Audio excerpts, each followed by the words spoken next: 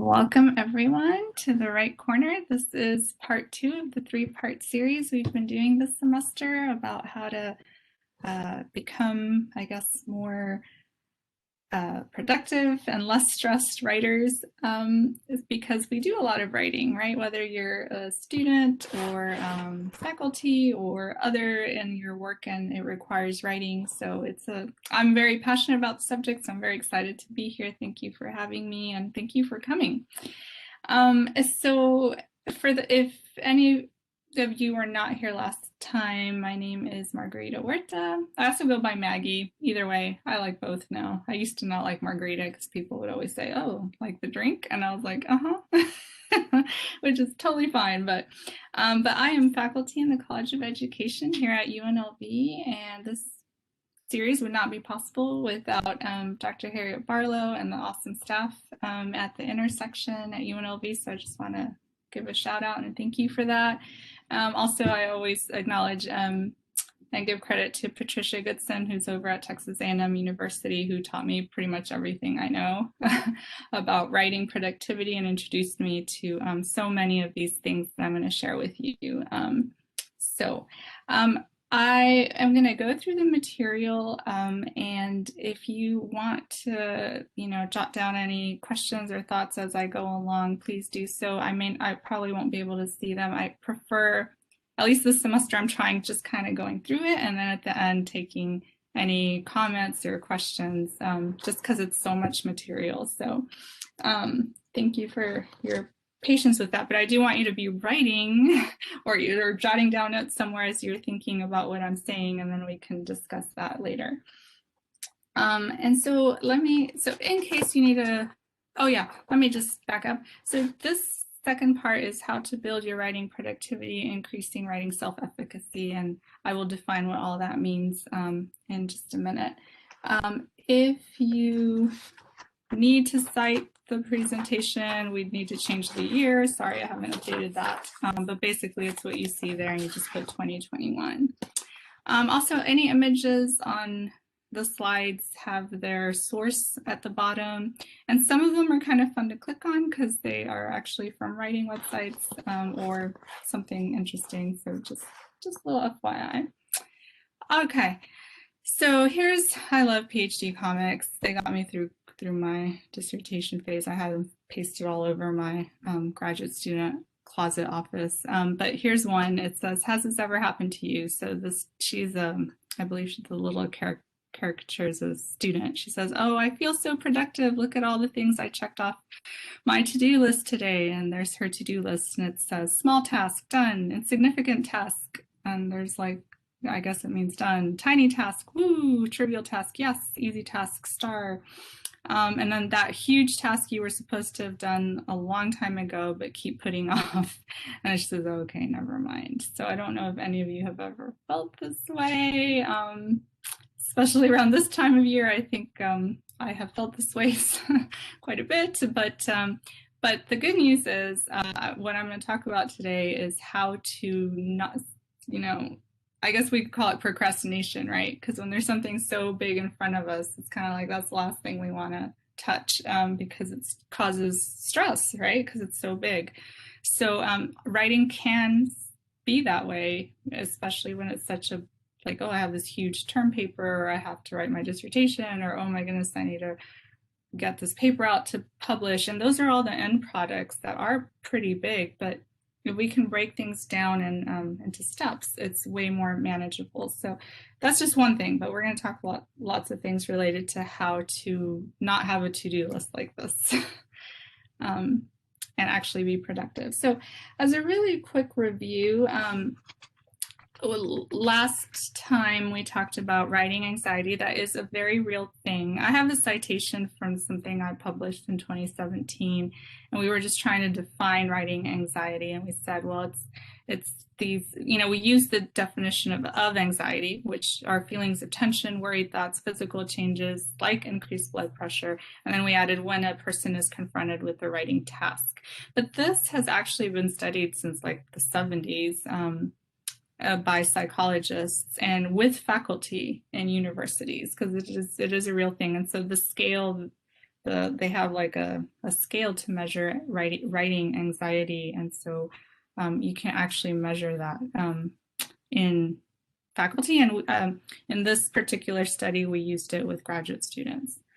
But the good news is, so one of the things, we also took a self-efficacy scale, and then we looked at how they were related, these measures of anxiety and self-efficacy amongst graduate students. And we're defining self-efficacy as belief in one's capability or confidence to write in a given situation. And if you look at broader definitions, it's belief in your ability to do a particularly, I guess you could say, difficult, I don't know, I'm probably using the wrong word, like difficult or challenging task, which writing can be, right?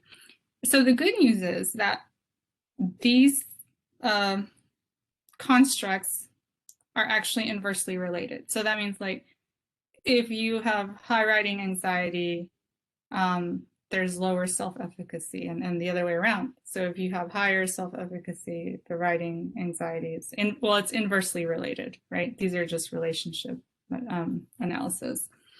So we talked about embracing our writing identity. I'm actually wearing a shirt. I'll kind of go down, but it's kind of sarcastic. I think it says, let me see.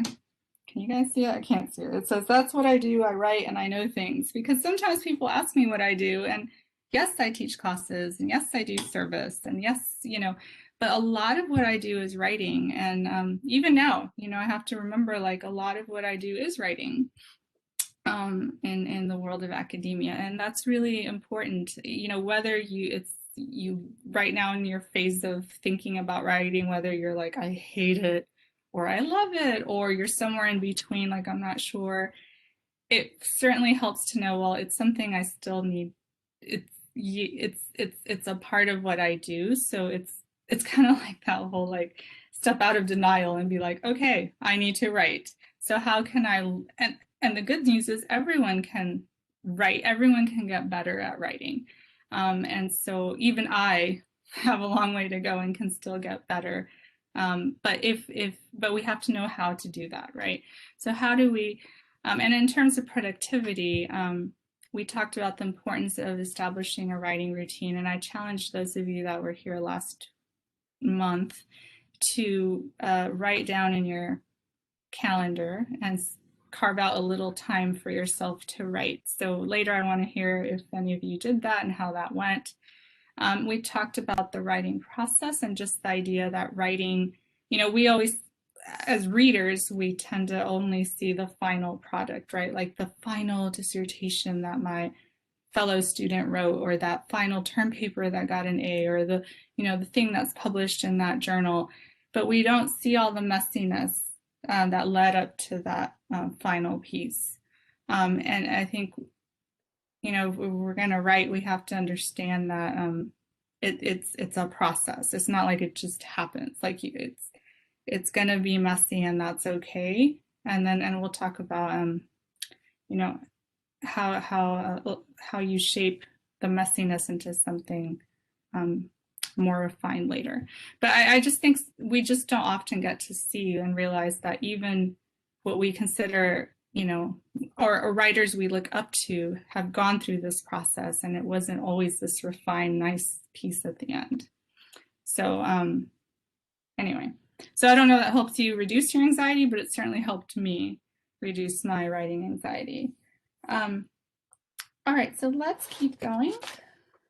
And I'm sorry, I'm just making sure I'm staying on track here. Whoops. So this month, I wanted to present 3 more concepts and tools that go along with them. I'm really big into, like, theory and practice, like why we do what we do, and then, like, what are the tools we can use, not just like, right? So one of the whys is it's really important to set priorities. And it's also really hard to, at least for me, it's really hard to do, because sometimes I think, well, everything's important. I have 20 emails, I don't know, they're all important, right? So, but it really does help to set priorities. So this, I'm not saying you have to get this little planner. I'll be honest, I'm currently not using it, but I'm using a different system right now because systems sometimes get old and you need to shift. But this I will go back to probably again, was a lifesaver, especially right before I turned in my tenure packet. It increased my productivity tremendously, so much so that I was very, very tired at the end of the day. And so what it did is, and you know, you can adopt some system of this for yourself, is it, you can see on, I took a picture of the inside. It says, what, it made me think every week, what are the 5 most important tasks that I need to get done? And there is so much power in taking the time to do this. So I am doing a form of this, but it's a different system. I can share that later. And then, okay, what are the secondary tasks of importance for this week? What are additional tasks? And then at the bottom it says, a commitment. What one action will you take to make this week more productive? So it could be anything from like, I will turn my phone off while I'm doing my writing time, or I will, I don't know, it could be whatever. And then on the other side, it's every day, it's day by day. So you write your most important task for the day, your secondary task for that particular day, additional tasks. And I love the little notes like where you can just write down, you know, future tasks, inspiration, ideas. My favorite part of this was rating myself every day, like how productive I felt for that day. And then I think at the very, very bottom, which it cut off, was something like, I don't know if it says like, what could I do differently tomorrow or something. But it's kind of like the very last page where it says, what actions will you take to ensure your week is productive next week, that kind of thing. So the week, and then you have your weekly wins at the very end of the week, like what went well, what did I not complete, okay, how will I push that for next week, and what have I learned? You know, what have you learned about your whole process of productivity for that one week. And there's such power in breaking things down by weeks, by days, and then the little circles are by time. And so it's cool. It tells you like, how much time do you want or need to spend today on this most important task of the day? And the little bubbles are 25-minute increments, because I can't remember if last week did I show you the Pomodoro method. Well, that's the idea that you set your timer for 25 minutes and you do a task, very focused task, only do that task, so writing. And then once the timer goes off, you take a 5-minute break. You literally stand, you know, you stop whatever you're doing, you blink, you stretch, go get a cup of coffee, refill your coffee, whatever, and then you come back and set the timer again for another 25 minutes. And there is definitely some research behind the importance of taking those breaks for your brain. For me, 25 minutes is a bit too short, so you need to play with all these things. I prefer at least 30 minutes. But I will say right after this session, I'm going to a group that's doing Pomodoro as a group virtually. And it blows my mind. The person that runs it is very structured and does the time, she times for us, which is wonderful. And we all close our screens and we do the Pomodoro 25 minutes. It is amazing how quickly the time goes and how much I get done in that. And then I just want to keep going in that 25-minute. But I know we all take a break and then I'm like, okay, let's get back to it. So it's motivating. And so I just want to talk, you know, I just want to suggest, if you can always Google Pomodoro. It's the Italian word for tomato. I think it had to do with a little tomato kitchen timer. So anyhow, this particular I don't know, productivity planner uses Pomodoro, and at the beginning it explains the Pomodoro method, but you can also find it online. Amazon sells these little planners. Like I said, it was a lovely tool. It is a lovely tool. I still have it on my desk. Okay, but so priorities are important. I like that it's simple. This is what I'm using right now. Just I kind of needed something a little different. This is the vast list, which I I actually learned about it from Pat Goodson, and so she has a new book out. You can't really see her name on there, with two other colleagues, Mina Beji and Melika. She has a very long last name that I will probably butcher if I try to say that, but they are lovely people. They wrote, this is on Amazon. It's not expensive. It helps you. It has a, oh, it's so great. They have like every day you read a little. It's almost like a little inspirational thing. Some of it's like funny, some of it's like research based, some of it's um, I can't. They have like different categories, and you just read one every day when you start your writing routine. And so it's just 90 days. I think the idea is that it takes 90 days to really build a habit. So it's because like, okay, today is, Monday. I'm going to read my, page on this book, be inspired, do my writing thing, and then tomorrow I'll read the next one.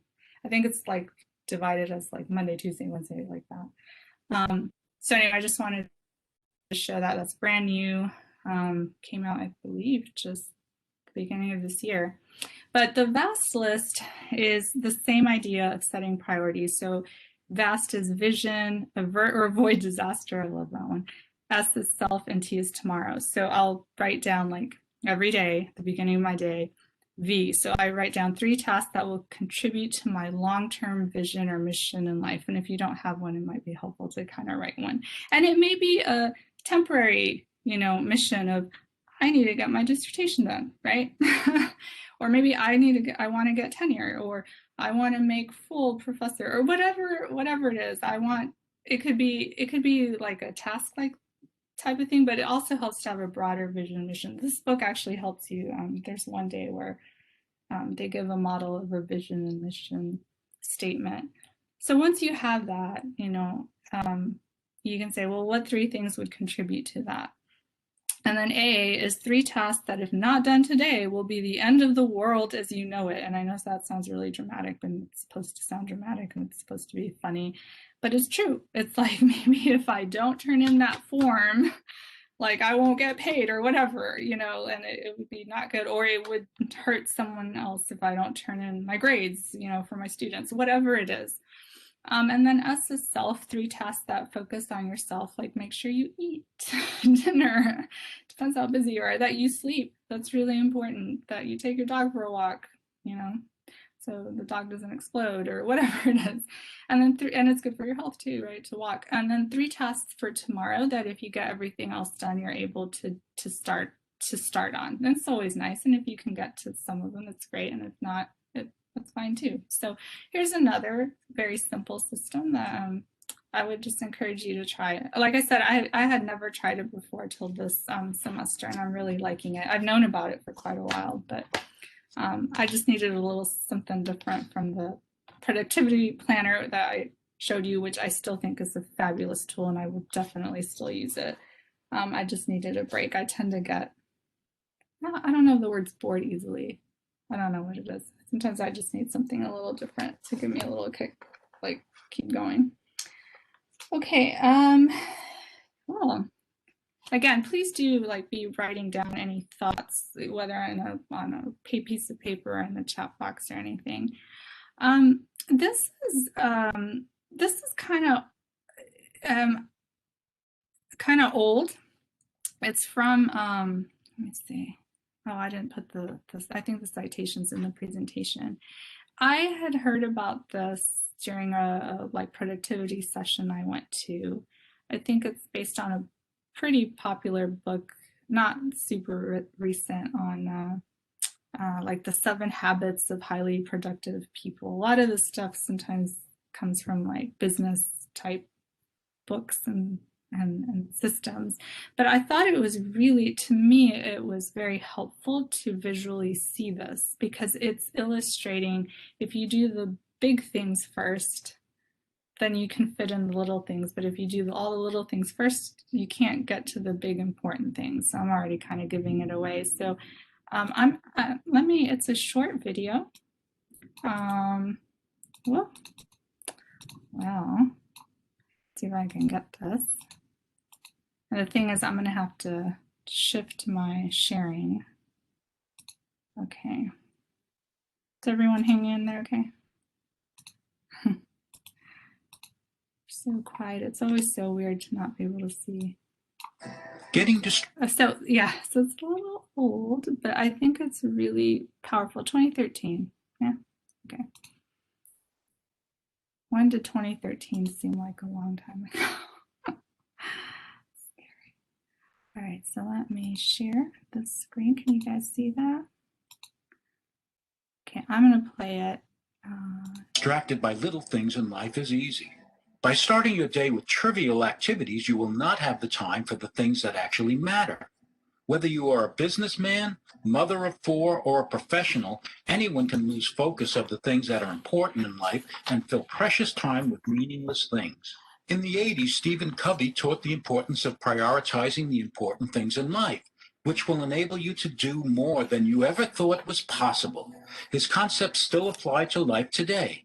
Even if you think you know all of this already, the visualization metaphor really hits home. This demonstration from the 7 Habits of Highly Effective People will change how you prioritize. If you lack focus and want to do more important things in your day, you have to check out this life-changing video.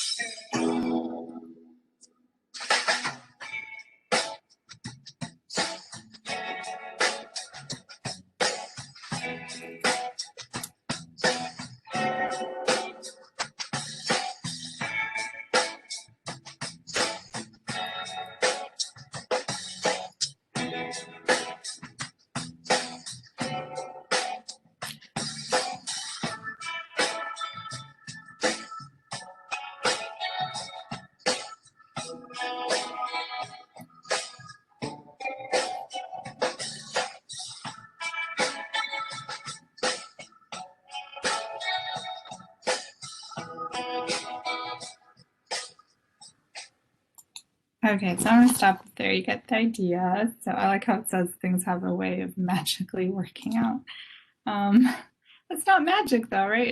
It's part of it is psychology. Part of it is just it's how it's time managed. Well, I don't know if I like to use the word time management because we only have indefinite amounts of time, but self-management really, right, within that time. So yeah, so let me go back to sharing. I have all these screens open.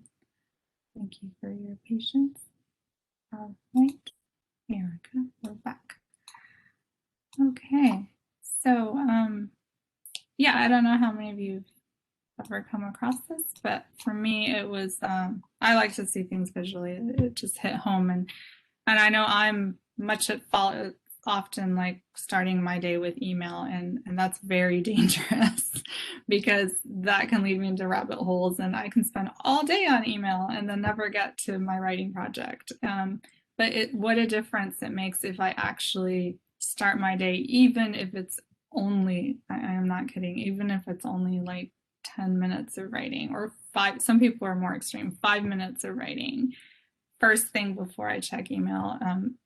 Incrementally, it increases my productivity tremendously. So, but it takes a lot of discipline, right? Everything I'm sharing with you, it's like, it says magic, but it's like, it's not magic. You have to actually do it, right? It's just like everything in life that's good, right? You actually have to, there's some level of discipline, but if you do it, the rewards are awesome. And in fact, when I was doing the productivity planner, and really, it really was the system of, I have to do my most important thing no matter what first, and I'm accountable with my little bubbles on there. I would, by the end of the, like I said, I would be exhausted by the end of the day, but by the end of the week, I'm like, oh my gosh, I got all that done. Like I was almost afraid, where my colleagues were like, oh, I haven't even started on this thing, and la la. And I almost felt bad because I was like, well, I already finished like days ago, right? But it really is a discipline thing. I'm just trying to say it works, right? So just to kind of motivate you, it works, and then you have time to actually. Sometimes I was like, well, what do I do with my time? Like, I'm so tired, mentally tired. I don't want to do anything else mental. Well, maybe I can like go do something fun, right? Like, and not feel guilty because my work is done. And so that's a lovely feeling. And that's where I want to get all of you to be able to be. Um, so yeah, definitely prioritize your writing projects, slash any project. Don't move on to tasks of less importance until you've touched your writing priority for the day. And that's what I was trying to illustrate right before this slide. The second, I guess, tool that I like to use is a timer. Mine looks like a chicken. My little chicken timer. You can use it. Sometimes I use my phone. There's timers online that you can download or just go to websites and use. This is an idea I actually resisted when I first heard of because I thought I didn't think it would work, but I didn't try it. So, and later I tried it, and I tried it mainly because I suddenly had tasks I really, really didn't want to do. And then I was reminded of this tool, which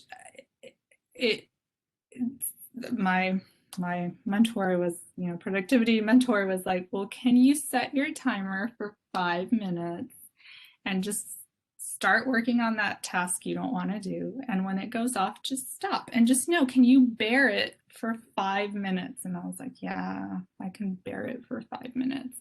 And that's when I started using the timer.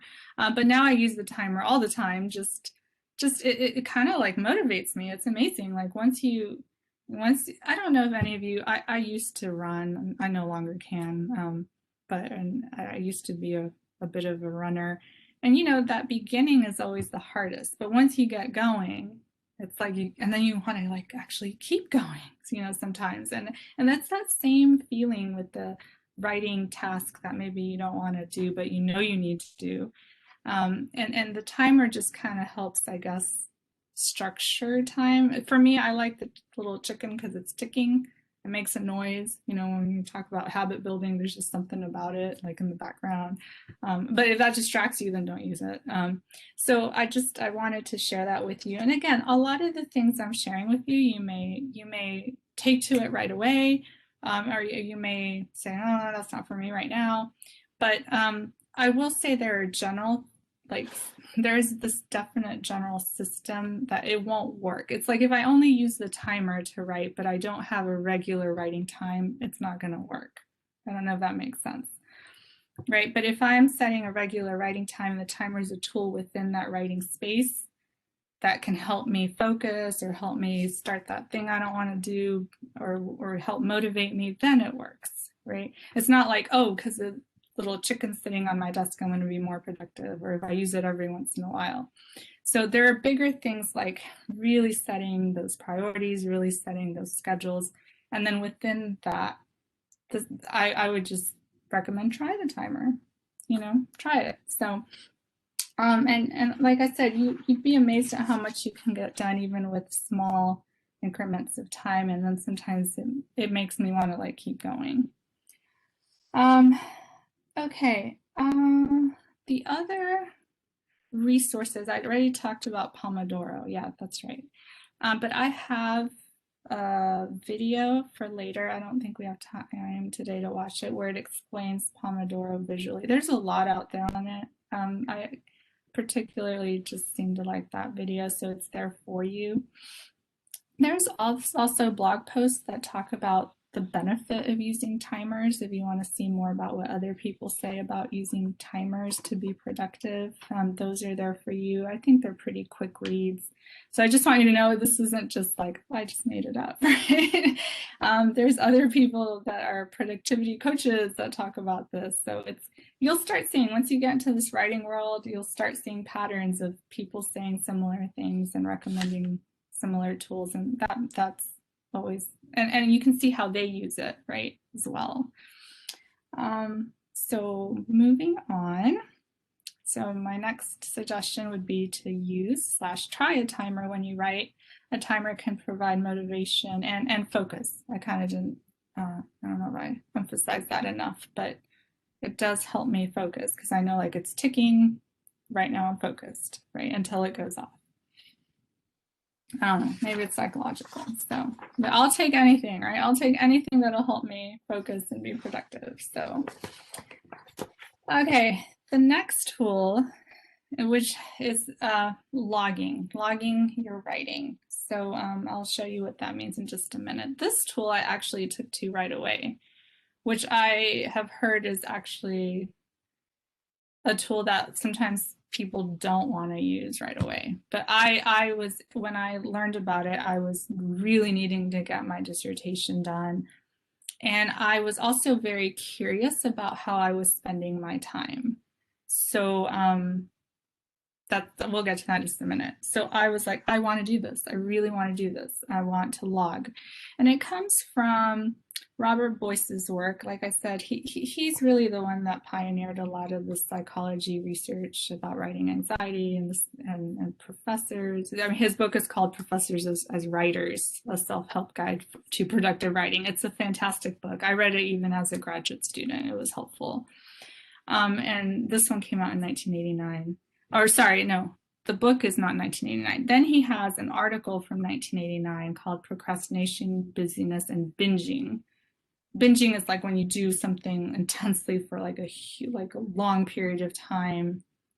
But I mean like a long period, like binge eating kind of idea, or drinking. I know it sounds awful, but it's like he's saying like sometimes as writers, like people try to do that, like at the like writing at the last minute, and it's not good. It doesn't result in quality writing, and it actually can hurt the person, right? So so he did a study where I think I think I have it written down here. Okay, this is what he found. He found that professors, he had two, I can't remember how many groups, but he had a group of professors who were logging their time and a group that were not. And those who were logging their writing were on average four times more productive than faculty who didn't log. And more interestingly, professors who logged their writing and shared their log or productivity with others on average were 9 times more productive than faculty who did not. So when I heard that, I was like, I need to try this. I really need to try this. So you can read one of his studies noted in this slide, and I think he also references it in this book. And again, this book is great even if you're a student. It's not just for professors. It's about writing academically. And so I thought I should try this logging. And what I did was I found out I wasn't writing at all. I was doing a ton of reading, a ton of downloading articles, but I literally had zero writing. There's just something about like realizing that. And so it was a huge wake up call for me and motivator. And it kept me accountable to keep my writing log and see what am I. Some people log time, like how much time they spent writing. Some people log how many words they've written. I've never been a how many words I've written type of logger ever. I'm more like time focused.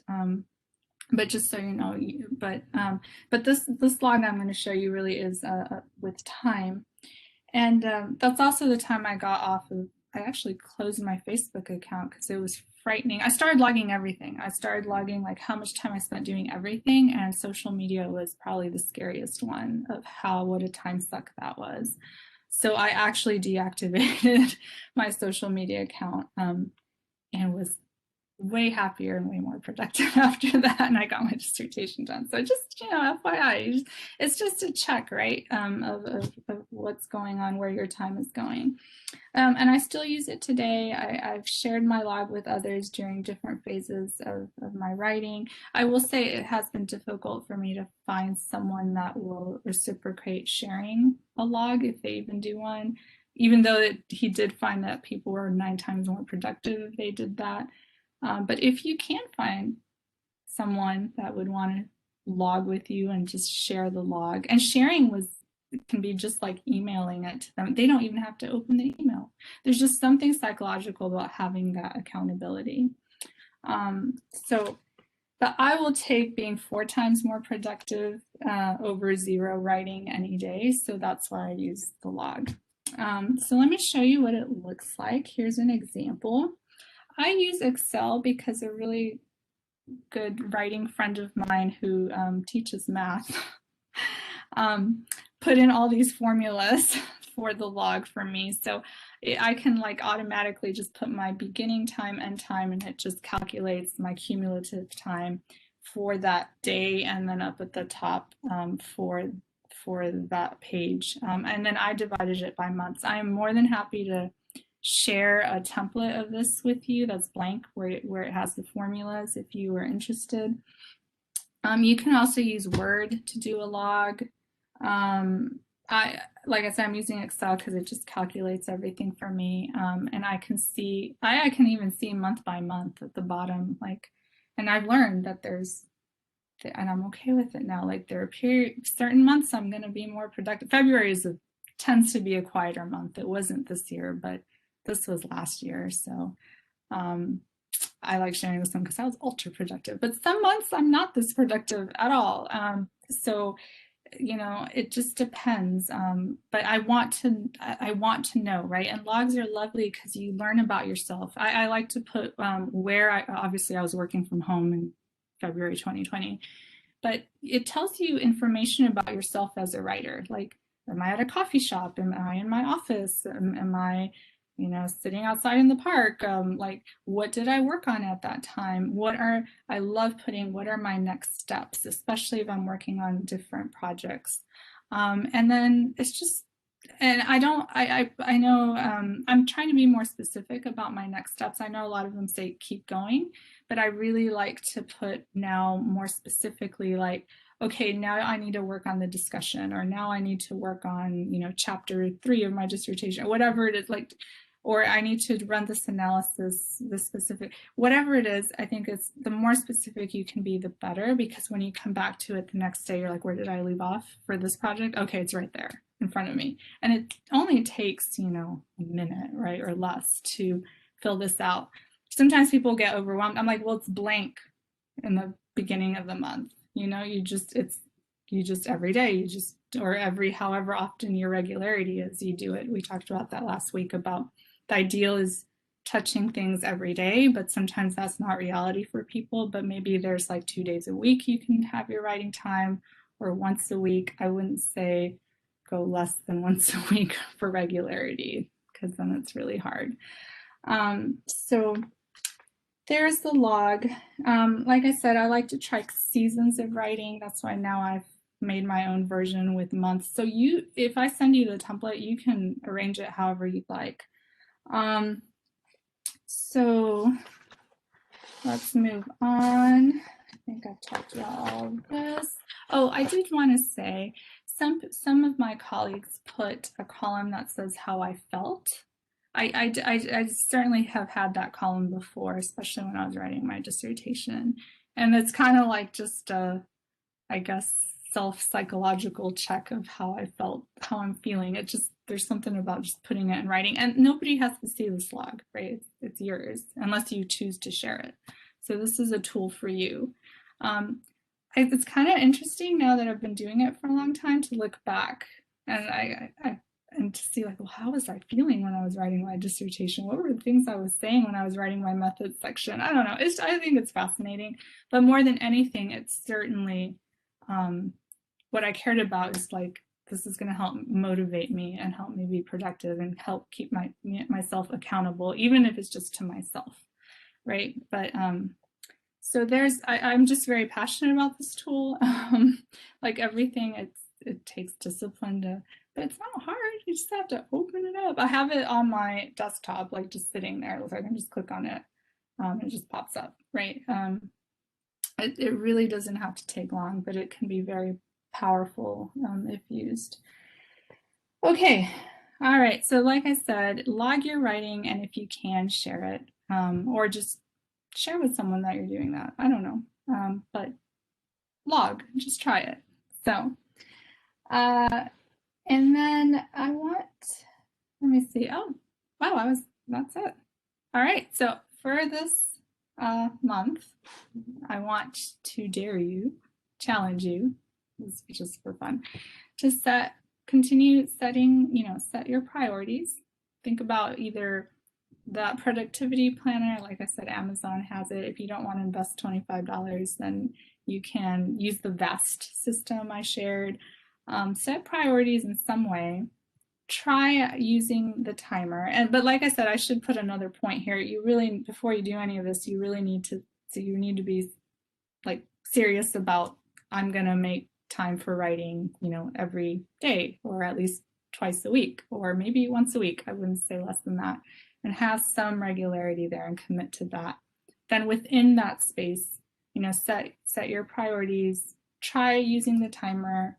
I love the log. Like I said, I will when I'm done, we'll talk about how we can, if anyone's interested, get out the template to you that we're here, and then come back next time.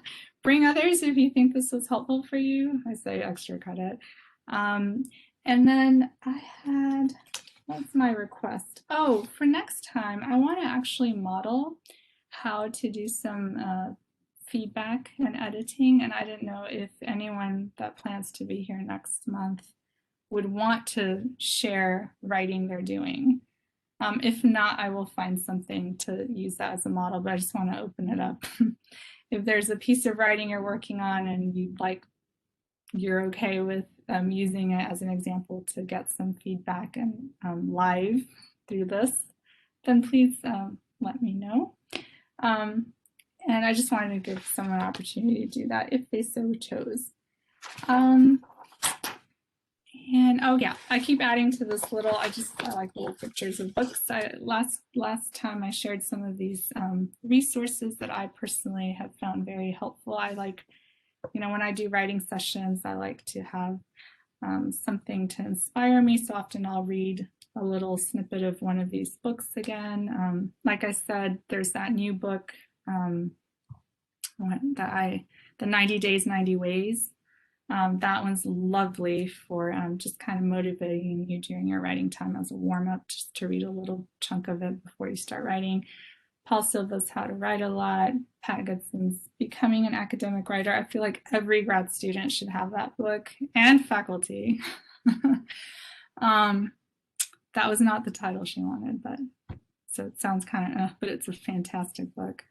And then Air and Light and Time and Space is this just lovely, like, giant qualitative study about investigating like how just the processes that highly productive academic writers go through in their writing. I think I talked more about that last time. And then deep work is quite interesting. It's this whole idea of focus, right? That we live in this premise is Cal Newport, that we live in a very distracted world right now, and how that's not conducive to deep thinking and deep work, which I would argue, he's a computer scientist, but he does write. Obviously, he writes books and he has to publish in his field. But I think if we're going to be serious academic writers that think deeply about our topics, we need to find a way to focus. So this book, to me, was just really fascinating to read his take on that. And then Robert Boyce's professors as writers, like I said, even as a grad student, it was super helpful for me to know like what his findings were about helping me be productive in my writing, which I've shared some of those things with you, like the log. At the bottom, there's different blogs that I've heard about and occasionally go to since I've entered this world of academic writing that are quite nice. And a lot of these bloggers, you know, they'll have free resources and then they have like paid access for other things. I'm personally a member of TAA, the very last one, Textbook and Academic Authors Association. They are like the nicest, most supportive people, have awesome podcasts. They do a yearly conference. It's fairly inexpensive for students. Actually, in general, it's not an expensive organization to be with. And it's just I didn't even know this existed, that there are organizations of just people who are interested in academic writing and how to be productive. And there's two strands. There's the people that publish books, which is quite fascinating. And then the academic, you know, the people that publish, you know, in journals. So it's fun. So I just encourage you to check that out. Join if you like. I'm there. Margarita, I'd also like to let everyone know that I have been in your sessions from the start. I'm a big fan of all the information that you share. And Dr. Barlow was kind enough to allow us to purchase a set of these books for our office reference. So if anyone wants to come in during their lunch break or have a cup of coffee and look through them, we have all of them except the one by Robert Boyce.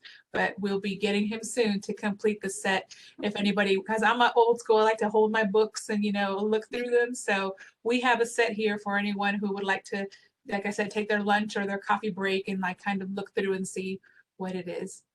Oh my gosh, that's fantastic. Thank you, Anna. And thank you.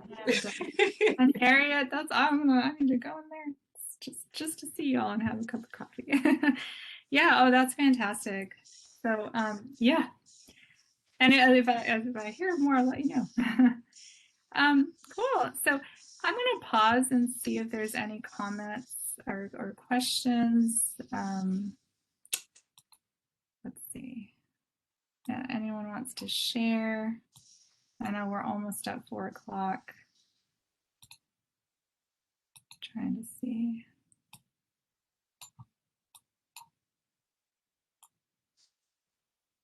Oh, there we go. Any questions on any of this? Or no, I was clear as mud, I guess. I know it's a lot. It's a lot of information. Would any of you like that template of the writing log? Would that be something helpful? I see one person nodding their head. I guess Harry. Yes, that would be great. Yeah, I guess I could send it. Dr. Barlow, could I send Yeah, it to sure. Yeah, if you can send it to me, then I'll send it out to everybody. Yeah. I'd be happy to share that. Other than that, that's all I have. But I mean, we have a little bit of hey, we should try it. We should try writing for 5 minutes. Let's see what happens. Yeah. I don't have my chicken timer on this desk. I'm in my guest room right now because my husband had like a million other meetings in the other room. So I was like, I'll just be here today. All right, we'll set a timer if everyone's cool with that. And let's do some writing. And it can be whatever. So it can be free writing, like just what your thoughts are about what you learned today. We talked about mind mapping. You could use this time to schedule your writing time. You could build a writing log, or you could wait for me to send you the template. Find a timer, reflect on what you learned, maybe look at the resources on the slide. But I actually would like you to do some writing. Maybe just let's make it more structured. Let's reflect on what we learned and what our next steps are going to be. Yeah, 5 minutes, and then we'll close. So I'm going to set the timer. So you can write on a piece of paper, you can write on your computer. I don't want you to worry about grammar. Nobody's going to see this, but I want you to just write a reflection on kind of what you learned today and how you're going to, what did I say? What your next steps will be. So kind of how you're going to apply all of this or some of this or any of this or none of this and why.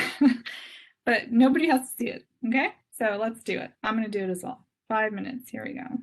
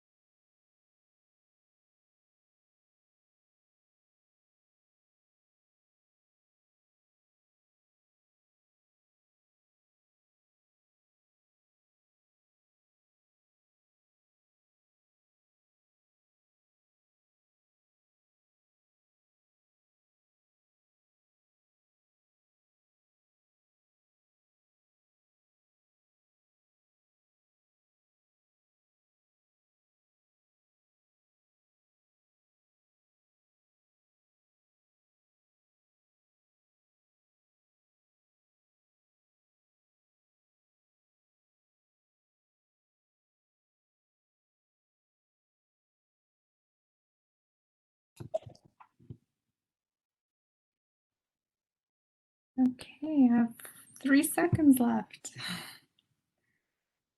There we go. How did that feel? Feel like you want to keep going?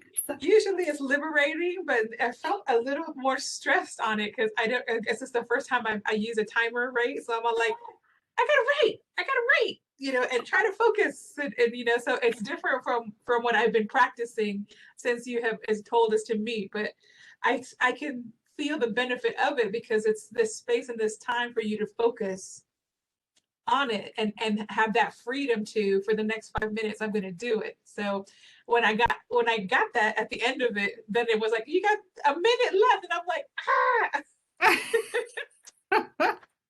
I totally hear you on that. I have all those feelings. That's why I resisted the timer for so long. Now I'm better with it. Because I know, like, no one's like, the timer's just gonna go off and then that's it. It's fine. Well, I'm glad. Thank you for trying it. I don't know. Anybody else? Well, we're at 4:01, so I don't want to keep anyone any longer, but just thank you so much for being here. And I'm excited for next month's third part. We're going to talk about feedback, how to give it, how to get useful feedback.